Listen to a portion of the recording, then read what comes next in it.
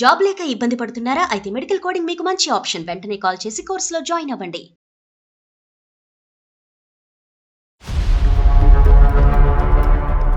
చాలా అదృష్టం అనుకున్నా. మా హస్బెండ్ చేయని ఘోరాలు చాలా ఉంటాయి సార్. నేను చెప్పుకోలేకపోతున్నాను సార్. ఏడవకండమ్మా. నేను ప్రెగ్నెంట్ అయినప్పుడు వాళ్ళ కాలేజీ ఫ్రెండ్ ఏదో చెప్పి తనతో మాట్లాడుతూ మొదలెట్టారు. అంతకుముందు క్లాస్మేట్, ఇప్పుడు హాస్పిటల్ పరిచయం. హాస్పిటల్ పరిచయం. అవును మేడం. వీళ్ళిద్దరికి మధ్యన గ్యాప్ ఎంత అమ్మా? ఒక 5 నెలలు వచ్చింది సార్. అంతకంటే ఎక్కువ ఆగలేడు అనమాట మీ ఆయన. వాళ్ళ హస్బెండ్ తెలిసిన ఇద్దరికి బాగా డోర్ తర్వాత వాయించుంటాడుగా అతను. మీ ఇద్దరి మధ్యన ఏమైనా గొడవలు ఉన్నాయమ్మా? లేదంటే మీ ఆయన ఏమైనా కామాంధుడా? రెండోసారి కూడా నాకు పాప ఉంది కదా, కాళ్ళు పట్టుకుని రిక్వెస్ట్ చేసి నన్ను కన్విన్స్ చేశాడు సార్. ఇంతకు ముందు కన్విన్స్ అవడానికి నీకు గంట పట్టింది, ఇప్పుడు 2 గంటలు పట్టింది. మళ్ళీ మూడోసారి కూడా ఇంకో తప్పు చేశాడు సార్. ఫస్ట్ అయితే స్కూల్ అమ్మాయి కాబట్టి దొరికిపోయాను, ఈ రెండోది ఆఫీస్ అమ్మాయి కాబట్టి దొరికిపోయాను, ఈసారి అసలు దొరకకుండా బయట అమ్మాయిని తెచ్చుకున్నాడు. అక్కడ చాటింగ్ చేసి ఫోన్ నీ చేతిలో పెడుతూ ఉంటాడమ్మా. మీ ఆయన ఎప్పటికప్పుడు దొరికిపోతూనే ఉంటాడు. నేను మామూలుగా రీల్స్ చూద్దామని ఫోన్ తీసుకుంటాను సార్. రీల్ కనిపించింది. మనోడు ఏంటంటే ఇక్కడ క్లోజ్ అక్కడ స్టార్ట్, ఇక్కడ క్లోజ్ అక్కడ స్టార్ట్, అందుగురించి గుండె నిబ్బరంగా పెట్టుకొని అంటున్నా. ఇది రన్నింగ్ కామెంటరీగా ఎక్కడ ఆగలేదు ఈ బండి. మధ్యలో మిస్ అయిన లింకులు ఎన్ని ఉన్నాయో ఇద్దరిద్దరం. కళాపోషకుడు. డైరెక్ట్ గా ఇంటికే ఏమ్మాయి? మూడో అమ్మాయినేనా? 4వ అమ్మాయి. వీడు ఒకసారి యూజ్ చేసింది మళ్ళీ వాడడం వీడు.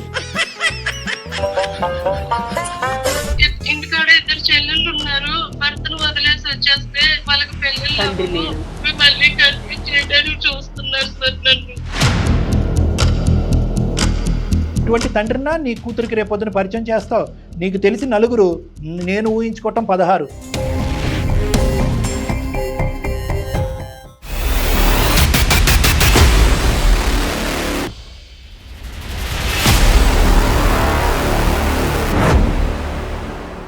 సుమన్ టీవీ అందమైన జీవితం కార్యక్రమానికి స్వాగతం. ప్రస్తుతం మనతో పాటు ఉన్నారు ప్రముఖ సైక్రటిస్ట్ డాక్టర్ కళ్యాణ్ చక్రవర్తి గారు. డాక్టర్ గారు నమస్తే. నమస్తే మేడం. ఈరోజు ఇప్పుడు మనం చూడబోయే ఇష్యూ ఏంటంటే, ఒక భార్య నమ్మకం, నిజంగా చెప్పాలంటే భార్యాభర్తల మధ్య ఉండాల్సిన నమ్మకం, ఆ నమ్మకం కోల్పోయిన తర్వాత ఉండాలా, వెళ్ళిపోవాలా, విడిపోవాలా అర్థం కాని పరిస్థితి. విడిపోదాము అంటే పేగుబంధం అడ్డు వస్తుంది, మళ్ళీ పిల్లోడో ఎవరో ఉంటారు, అది అడ్డు వస్తుంటుంది. అలాంటి దారుణమైనటువంటి పరిస్థితుల్లో ఒక మహిళ మనకి కాంటాక్ట్ చేశారు. ఆమెతో మాట్లాడదాం, ఆమె సమస్య ఏంటో విందాం. తప్పకుండా, షూర్. సరే, అమ్మాయి పేరు సౌజన్య మేడం.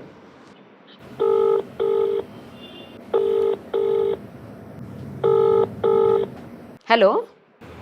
హలో, సౌజన్య నేనమ్మా మాట్లాడేది. ఎవరండి?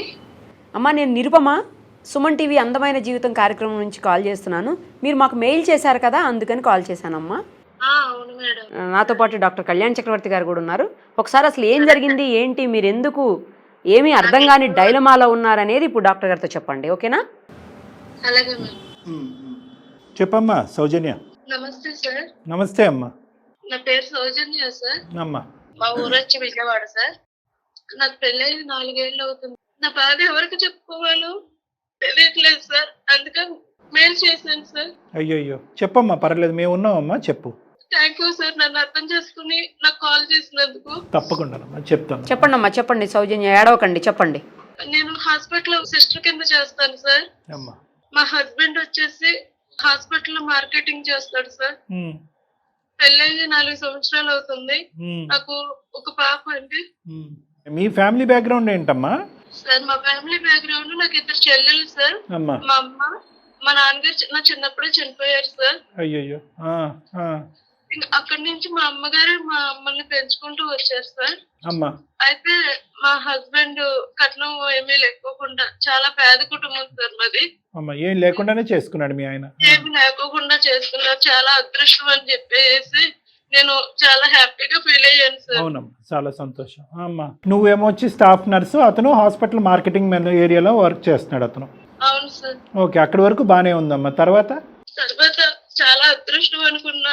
మా హస్బెండ్ చేయని ఘోరాలు చాలా ఉంటాయి సార్. నేను చెప్పుకోలేకపోతున్నాను సార్. అసలు ఏడవకండి అమ్మా సౌజన్య, ఏడవకండి దయచేసి. మీరు ఏడిస్తే ఏం చెప్పలేరు. ఒక్కసారి కంట్రోల్ చేసుకోండి, ఒక్క నిమిషం. నేను ప్రెగ్నెంట్ అయినప్పుడు మా వారు ఒక పాత అమ్మాయి అంట సార్, వాళ్ళ కాలేజీ ఫ్రెండ్ ఏదో చెప్పి తనతో మాట్లాడుతూ మొదలెట్టారు. ఒకసారి నేను అడిగాను సార్, మెసేజ్లు అవి చూసి ఏంటి సాయి ఇలా చేస్తున్నావు అని అడిగాను సార్. అడిగితే తను సరే ఈ తప్పు నేను ఇంకెప్పుడు చేయలే అని ఎక్స్క్యూజ్ చేసుకుని ఫ్రెండ్లీగానే మాట్లాడుతూ మొదలెట్టారు సార్. సరే అని వదిలేసాను సార్ నేను దాని గురించి కూడా.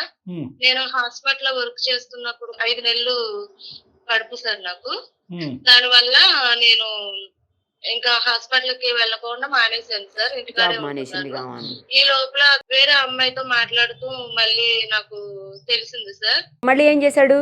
హాస్పిటల్ లో పరిచయం అయిందంట మేడం. ఓహో, అంతకుముందు క్లాస్మేట్, ఇప్పుడు హాస్పిటల్ పరిచయం. హాస్పిటల్ పరిచయం. అవును మేడం. వీళ్ళిద్దరికి మధ్యన గ్యాప్ ఎంత? ఒక 5 నెలలు వచ్చింది సార్. అంతకంటే ఎక్కువ ఆగలేడు అనమాట మీ ఆయన. రెండోసారి ఎలా తెలిసింది మీకు? అసలు ఏం జరిగింది రెండోసారి? మళ్ళీ వాళ్ళ హస్బెండ్ కి తెలిసింది మేడం. సో అమ్మాయి కూడా మ్యారీడే? మ్యారీడ్. నీకు ఫస్ట్ తెలిసిందా వాళ్ళ ఆయనకి ఫస్ట్ తెలిసిందా?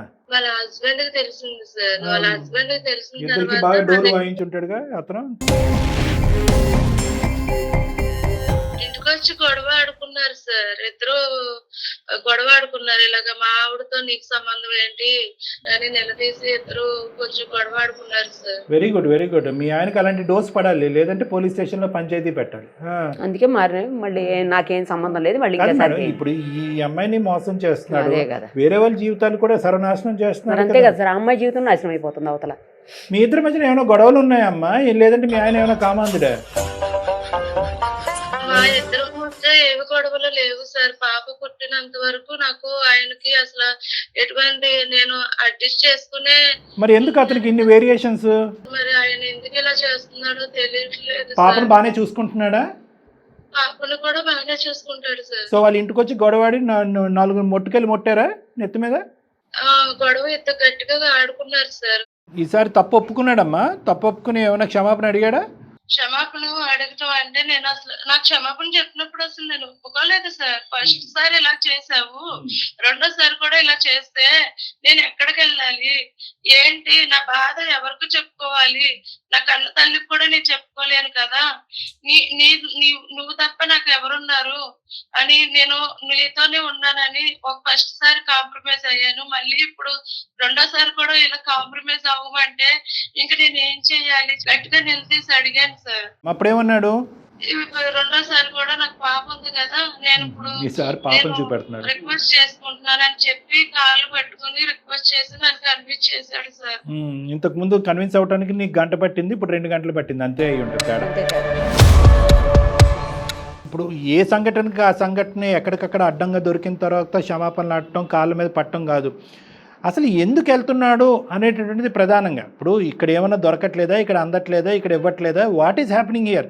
ఒకటి గత స్నేహితురాలు, మళ్ళీ పాత జ్ఞాపకాలు ఏదో వచ్చినాయి, కట్ చేశాడు. ఏకంగా అతనికి తిండి పెట్టేటటువంటి ఆఫీసులోనే ఇలాంటి అక్రమ వేషాలు వేస్తూ ఉంటే కనుక అటువైపు వాళ్ళు పరుగు పోతుంది, వాళ్ళు భార్యాభర్తల మధ్య వాళ్ళ జీవితం నాశనం అవుతుంది, నీ జీవితం నాశనం అవుతుంది. దానికి మించింది ఏంటి? పరుగు పోతుంది. పరువు, నీకు బిడ్డ ఉన్నది, పరువు పోయే పరిస్థితి. నువ్వు ఇక్కడైనా కూడా నేను అడిగేది ఏంటంటే, ఎక్కడికక్కడ కన్విన్స్ చేశాడు మంచోడు దేవుడు అంటాం కాకుండాని నీ మనసు కరిగిపోవటం అనేది పక్కన పెడితే కనుక రేపొద్దున ఇది ఇంకోసారి జరగడానికి ఇంకో అవకాశం ఉందేమో, ఛాన్స్ ఉందేమో అని చెప్పి మీ అమ్మ నాన్నలకో వాళ్ళ అమ్మ నాన్నలకో ఎవరికో ఒకరిని కూర్చోపెట్టి కొద్దిగా ఎక్స్ట్రా గడ్డి పెడితే బాగుంటుంది కదమ్మా అతనికి. అది కూడా అయ్యింది సార్, ఆ పంచాయతీ కూడా జరిగింది సార్. ఓకే, ఇది రెండోసారి చేశాడు కదా సార్. ఈ రెండోసారి కూడా నేను కాంప్రమైజ్ అయ్యాను సార్. అయిన తర్వాత కొంచెం మంచిగానే మాట్లాడి మంచిగానే ఉన్నాడు సార్. మళ్ళీ మూడోసారి కూడా ఇంకో తప్పు చేశాడు సార్. అమ్మ వీడికి వెనతో పెట్టిన విద్యలా ఉందమ్మా. ఇప్పుడు మూడోసారి ఎంత గ్యాప్ ఉందమ్మా? ఒక 3 సంవత్సరాల తర్వాత, 2 సంవత్సరాల తర్వాత ఎంత గ్యాప్ ఈసారి? మాకు పెళ్ళయ్యే 4 సంవత్సరాలు అవుతుంది సార్. ఇది కూడా రీసెంట్ అయితే రీసెంట్ గానే జరిగింది సార్. ఇది రీసెంట్ గానే జరిగింది, మూడోది. అప్పుడే పంచాయతీ అంటుంది కదా ఆమె, తల్లిదండ్రుల దగ్గర పంచాయతీ మూడోసారి అందుకే అన్నదామా. ఈ మూడో వ్యక్తి ఎవరు? ఈ అమ్మాయి బయట అమ్మాయి సార్. ఫస్ట్ అయితే స్కూల్ అమ్మాయి కాబట్టి దొరికిపోయాను, ఈ రెండోది ఆఫీస్ అమ్మాయి కాబట్టి దొరికిపోయాను, ఈసారి అసలు దొరకకుండా బయట అమ్మాయిని తెచ్చుకున్నాడు.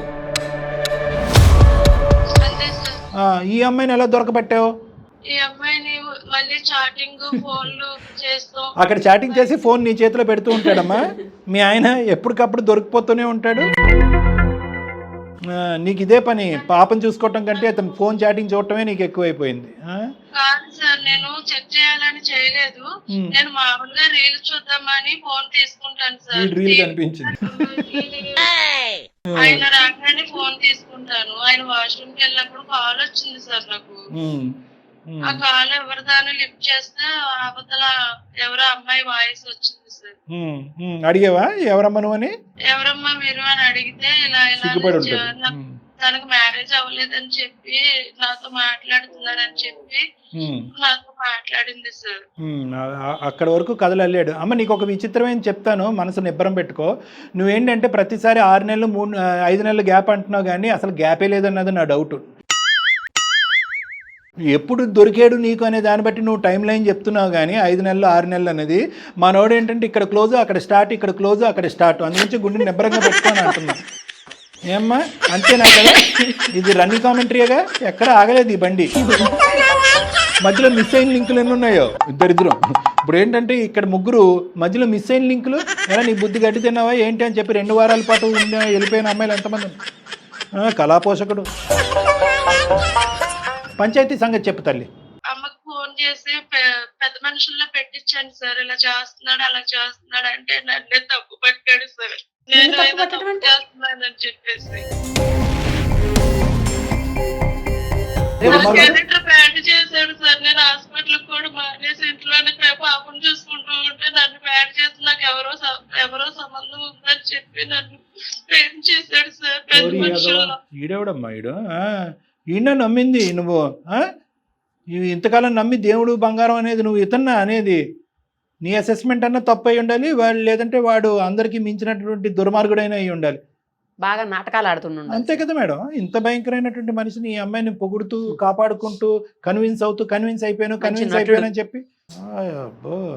మా ఆవిడ తప్పు చేస్తుంది, నా ఆవిడ మంచిది కాదు, వాళ్ళతో వెళ్తూ తిరుగుతూ నేను చూసాను, అందుకని నేను తప్పు చేస్తున్నాను. అందుకే నేను చేస్తున్నాను అంటే మొదటి 2 సార్లు వీళ్ళకి తెలియదు కదా సార్. అవును.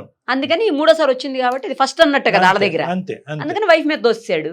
మా అత్త మా మామ కూడా తన కొడుకునే సమర్థించుకుంటా అంతేలే. వస్తున్నారు. అంతే దొందు వీళ్ళందరూ ఒకే బ్యాచ్. ఫైట్ చేసావా? చేశాను సార్. ఈ చాటింగ్ అవి ఫోటోలు హాస్పిటల్లో తీసుకున్నావా? నేను మానేశాను. కాదు, ఈ చాటింగ్ అవి ఏమైనా ఆధారాలు పెట్టుకున్నావా? ఫోటోలు తీసుకున్నావా? అంత తెలివితేటలు నీకు లేవేమో. లేవు సార్. ఏ ఆధారాలు లేవు నీ దగ్గర. సరే, తర్వాత ఏమైందమ్మా? ఫైనల్ గా మీరు ఇద్దరు కలిసే ఉన్నారా? ఇప్పుడు ఏం జరుగుతుంది ప్రస్తుతం? సరే అని చెప్పేసి పెద్ద మనుషుల్లో ఈ ఒక్కసారిగా అడ్జస్ట్ అయ్యి ఉండండి అమ్మా, మళ్ళీ ఏ గొడవ పెట్టుకోవద్దని పెద్ద మనుషులు సర్ది చెప్పి పంపించారు సార్. ఓకేనమ్మా, ఓకే. పంపించిన తర్వాత ఒక వారం 10 రోజుల వరకు బాగానే కలిసి మెలిసి ఉన్నాం సార్. మళ్ళీ నాకు నా కళ్ళ ముందు ఫోన్ మాట్లాడుతూ బండి ఎక్కించుకొని ఆ అమ్మాయిని తీసుకురావటం, డైరెక్ట్ గా ఇంటికే ఏ అమ్మాయి? 3వ అమ్మాయినేనా? 4వ అమ్మాయి సార్. ఒకసారి యూజ్ చేసింది మళ్ళీ వాడడం వీడు.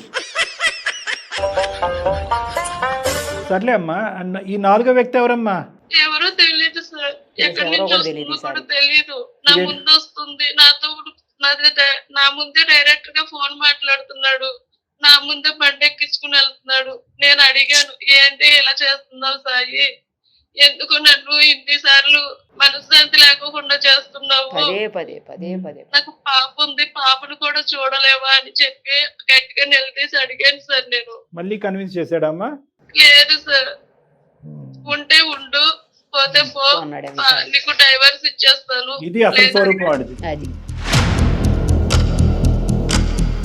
చంపేశాడు, నీ క్యారెక్టర్ చంపాడు. ఇప్పుడు పాపకు డబ్బులు ఇస్తాను అని చెప్తున్నాడు సార్. ఆడికి ఇచ్చేది ఏంటి? నువ్వే ఆడికి ఎద్ది కానీ కొద్ది ముష్టి. ఏదైనా జబ్బులు వస్తాయి కదా, అంటురోగాలు వస్తాయి ఆడికి తొందరలోనే, అప్పుడు నువ్వే ఎద్ది కానీ కొద్ది ముష్టి. ఏమో ఆడి నీకు ఇచ్చేది డబ్బులు. ఏదో ఉన్నారు ఏదో. నువ్వు ఫినిష్ చేయ, తర్వాత నేను మాట్లాడతాను, నాకు చాలా కోపంగా ఉంది, నువ్వు ఫినిష్ చేసేసి. నీ మీద కదా, వాడి మీద. మా అమ్మగారు ఏమన్నారంటే, ఇప్పుడు నీకు ఇంటికాడ 2 చెల్లెళ్ళు ఉన్నారు, నువ్వు భర్తను వదిలేసి వచ్చేస్తే ఎలాగా, వాళ్ళకి పెళ్ళిళ్ళు అని చెప్పి మళ్ళీ కన్విన్స్ చేయడానికి చూస్తున్నారు సార్ నన్ను. మీ బలహీనత, మీ కుటుంబ బలహీనత వాడి బలం. సరే చెప్పమ్మా. ఇంకా పెద్ద మనుషుల్లో కూడా మళ్ళీ కన్విన్స్ చేసుకుంటున్నారు సార్. నాకు ఇప్పుడు ఏం చేయాలో ఏంటో నాకు ఏం అర్థం కావట్లేదు సార్. ఓ పక్క పిల్ల చెల్లెళ్ళు, ఇంకో పక్క వీడియో డైవర్స్ తీసుకుని వెళ్ళిపోతే చెల్లెలు పెళ్ళిళ్ళు అవ్వవు అని చెప్పి నాకు వెనకాల బాగా నడిపిస్తున్నారు సార్.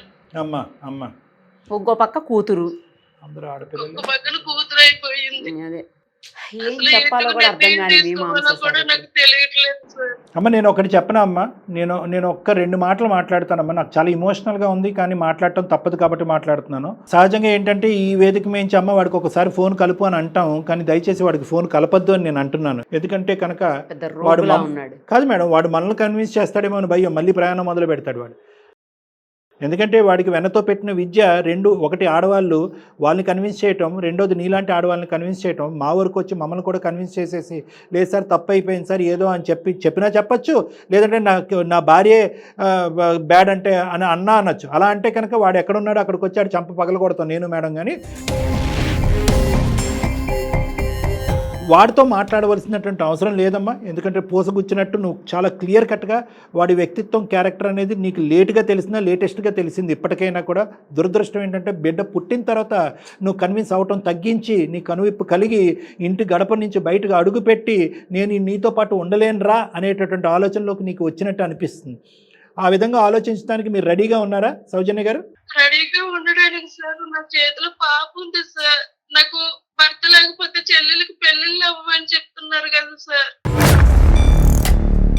అమ్మ కూడా అదే మాట ఉంటుంది సార్. ఏం చేయాలి ఈ సిచ్యువేషన్, నాకు ఏం చేయాలి అర్థం కాదు. మీ అమ్మ అలాగే ఉంటది, మీ అమ్మ కూడా అదే అంటదమ్మా. ఇక్కడ అమ్మల గురించి కాదు సబ్జెక్టు, పాప గురించి కూడా సబ్జెక్టు కాదు. పాప ఇంపార్టెంటే, కానీ ఇటువంటి తండ్రినా నీ కూతురికి రేపొద్దున పరిచయం చేస్తావు.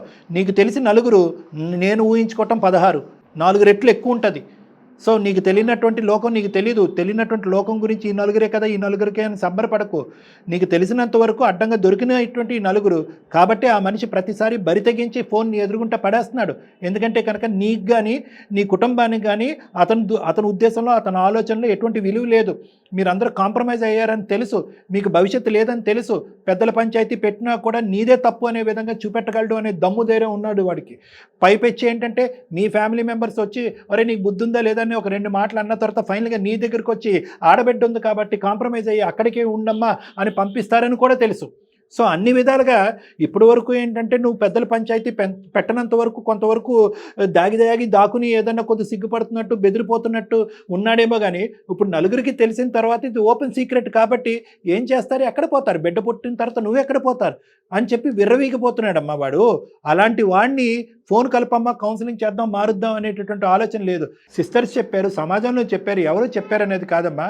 నీ కళ్ళతో నువ్వు ఏదైతే చూసావో, ఎన్ని సందర్భాల్లో ఇతను వాగ్దానాలు చేశాడో, దానికి పైపెచ్చి ఏంటంటే కనుక అతన్ని కప్పిపుచ్చుకోవటానికి గురించి, అతని సీక్రెట్లు దాచిపెట్టడం గురించి నీ క్యారెక్టర్ని పంచాయతీలో అసాసినేట్ చేసినటువంటి వాడు ఒక మొగుడుగా కాదు కదా, ఒక మగాడుగా కూడా అర్హత లేదని, మనిషిగా కూడా లేదు, ఒక మనిషిగా కూడా అర్హత లేదు. సో ఇక్కడ కనువిప్పు రావాల్సింది, మనోధైర్యం పెంపొందించుకోవాల్సింది, పోరాటం చేయవలసింది మీ అమ్మాళ్ళు, మీ అక్క చెల్లి కాదమ్మా నువ్వు. ఇటువంటి తండ్రిని నీ కూతురికి పరిచయం చేస్తావా? ఏంటమ్మా ఇలాంటి ఎదవుతానా నువ్వు, ఇలాంటి ఎదవునా నాకు తండ్రిగా కాపాడుకుంటూ వచ్చి ఇప్పుడు గౌరవంగా అమ్మ నీకు తండ్రి కావాలని. కరెక్టే, ఒక బిడ్డకి తండ్రి ఖచ్చితంగా కావాలి, కానీ ఇలాంటి క్యారెక్టర్లెస్ తండ్రిని చూపెడతావా? సిగ్గుపడి నీ కూతురు తలదించుకునే పరిస్థితి వస్తుంది. ఇది నెంబర్ 1. నెంబర్ 2 ఏంటంటేనమ్మా, అన్నిటికంటే మించినటువంటి గౌరవము, కుటుంబము, పరువు, ప్రతిష్ట ఇవన్నీ పక్కన పెడితే 2 నిమిషాలు వాడికి ఇలాగా ఎడతెరప లేకుండా అడ్డదిడ్డంగా తిరిగేటటువంటి వాడికి ఎన్ని సుఖవ్యాధులు వస్తాయో, సారీ నేను అంటున్నాను, ఎటువంటి వ్యాధులు వస్తాయో, అటువంటి వ్యాధులతో ఉన్నటువంటి వ్యక్తి రేపొద్దున నీకేదన్నా రాకున్నటువంటి ఒక జబ్బు వస్తే కనుక ఆ పిల్లకి తండ్రి ఎలాగా ఉండడు, తల్లి కూడా లేనటువంటి దురదృష్టకరమైనటువంటి పరిస్థితి రావచ్చు. అలాంటి కథలు ఎన్నో ఉన్నాయి నా దగ్గర. కాబట్టి నేను నీకు చెప్పేది ఏంటంటే ఇక్కడ కావాల్సినటువంటిది మనోధైర్యం. నీ కాళ్ళ మీద నిలబడే సత్తా నీకుంది. ఇంతకు ముందు ఉద్యోగం చేసుకున్నావు, కానీ ఈ దుర్మార్గుడి వల్ల ఆ ఉద్యోగం కూడా మానేసి ఆ బిడ్డను కాపాడుకుంటూ ఇంటిని గౌరవప్రదంగా ఉంటుంటే కనుక ఆడు వెన్నుపోటు పొడుస్తున్నాడు, పదే పదే వెన్నుపోటు పొడుస్తున్నాడు, నీకంటూ క్యారెక్టర్ లేదనేటటువంటి ప్రచారం చేస్తున్నాడు. అటువంటి వ్యక్తి ఎంతవరకన్నా వెళ్ళటానికి ఒక అవకాశం ఉంది. పో, నీ బిడ్డకు నేను డబ్బులు ఇస్తాననే మాట మనిషి రేపొద్దున అతను పరువు పోతుంది అనేటటువంటి ఆలోచనతో నిన్ను నీ బిడ్డను ఏదైనా చేయడానికి ప్రయత్నం చేస్తే అలాంటి కథలు కూడా మనం చూస్తున్నాం. నీలో ఒక అవగాహన రావాలి, నీలో ఒక ఆలోచన రావాలి, నీలో ఒక భద్రత రావాలి, నీలో ఒక దమ్ము ధైర్యం కావాలి. ఆ విధంగా నిన్ను నేను ప్రోత్సహిస్తున్నానమ్మా. నువ్వు దయచేసి ఒక్క అర నిమిషం కూడా అక్కడ ఉండటానికి ట్రై చేయొద్దు. ఏదన్నా మనం కౌన్సిలింగ్ మాటలు మాట్లాడాలంటే మీ కుటుంబ సభ్యులతో నేను నిరుపమ మేడం మాట్లాడతాం, వాళ్ళని కన్విన్స్ చేస్తాం, వాళ్ళు నిన్ను హక్కును చేర్చుకునేటటువంటి విధంగా నువ్వు పుట్టింటికి వెళ్ళు. ఈ మహానుభావుడికి బుద్ధి రాదు. విడాకుల ప్రక్రియ అనేటటువంటిది ఎలా మాట్లాడాలో మనకు తెలిసిన లాయర్స్ ద్వారా మాట్లాడదాం. ప్లస్ ఎంత ఘోరాలు చేశాడో ఇలాంటి వ్యక్తికి ఒక శిక్ష కూడా పడాలి. ఆ విధంగా కూడా మనకు ఉన్నటువంటి అడ్వకేట్ టీంతో ఒకసారి మాట్లాడి ఆ విధమైనటువంటి సహాయ సహకారాలు కూడా నీకు ఇస్తామమ్మా. ఈ మనిషితో మీద ఒక నమ్మకం కానీ, ఈ మనిషితో పాటు ఒక ప్రయాణం కానీ, ఈ మనిషితో ఒక స్థిరమైనటువంటి ఒక తండ్రి, ఒక భర్త ఉంటాడు అనే ఆలోచన నుంచి దయచేసి ఈ క్షణం విరమించుకోమని చెప్పి నా విన్నపం. సార్ నేను అందుకే మిమ్మల్ని నమ్ముకుని ఎక్కువ మెయిల్ చేశాను సార్. ఇలాంటి సిచ్యువేషన్ లో ఉన్నాను కాబట్టి నాకు అంటూ ఎవరికి చెప్పుకోవాలో కూడా నాకు అర్థం కాక నేను మెయిల్ చేశాను సార్. అమ్మ, ఈ మనిషికి 100 మార్కులకి 1 మార్క్ అయినా మంచిగా పడుంటే కనుక నేను మీ ఇద్దరిని కలిపేసి ఉండేవాడిని అమ్మ. అన్ని మైనస్ మార్కులే. ఏది not only as a character, ఒక ఆడవాళ్ళతో తిరిగేటటువంటి ఒక మగాడు పెళ్ళి అయిన తర్వాత 100 వాగ్దానాలు చేసి వాగ్దానాలు విరగొట్టి వెళ్ళే మగాడు గురించే కాదు, నీ క్యారెక్టర్ని అసాసినేట్ చేసి నీకు ఒక గౌరవం లేకుండా అటు కుటుంబం ఇటు కుటుంబంలో కూడా నీ యొక్క క్యారెక్టర్ని అసాసినేట్ చేసి నిన్ను కాళ్ళ కింద తొక్కుకుంటూ వెళ్ళిపోయేటటువంటి ఒక మగాడి దగ్గర అర నిమిషం కూడా ఉండమని చెప్పి నేను ప్రోత్సహించనమ్మా. కాబట్టి ఇది ఎప్పుడు కూడా మొదటి నుంచి చివరి వరకు నాకు ఎప్పుడు కూడా నా మనసుకు తడుతుంది ఏంటంటే ఇది 1 వే ట్రాఫిక్. వీడికి ఎంత తొందరగా సేఫ్గా ఈ అమ్మాయి ఆ బిడ్డ గుడ్ బై చెప్తే అంత మంచిది అన్నట్టుగా నాకు అనిపించింది. కాబట్టి ఈ సలహా ఇస్తున్నానమ్మా. ఇది మంచి సలహా. దయచేసి దీని మీదే నిలబడు, ఇంకొక ఆలోచనను పెట్టుకోవద్దు. బుద్ధి వచ్చినట్టు నటించినా కూడా వాడికి ఒక టైం గ్యాప్ అంటే ఒక 6 నెలల్లో సంవత్సరం వాడిని మానిటర్ చేసేటటువంటి ప్రక్రియలు ఎలా ఉంటాయన్నది నేను చెప్తాను నీకు. అప్పుడు ఏదన్నా ఉంటే కనుక ఒక విధంగా ఆలోచిద్దాం. కానీ 99.9% this is a close issue. Me parents దాన్ని యాక్సెప్ట్ చేయరంటే కనుక వాళ్ళని యాక్సెప్ట్ చేసేటటువంటి విధంగా నేను వాళ్ళని మాట్లాడతాను, వాళ్ళని కన్విన్స్ చేసుకుంటాను. ఓకేనమ్మా? Okay madam, thank you madam. ఓకేనమ్మా. తర్వాత మళ్ళీ మేడము మా పర్సనల్ నెంబర్ ఇస్తారమ్మా. అప్పుడు మళ్ళీ ఒకసారి వద్దురిగాని మనం ఇంకా డీటెయిల్డ్గా మాట్లాడి నెక్స్ట్ స్టెప్స్ ఏంటి అన్నది ఆలోచిద్దాం. అలాగే సార్. ఆల్ ద బెస్ట్ అమ్మా Soujanya. God bless. Thank you sir. Nice sir. Thank you. Thank you.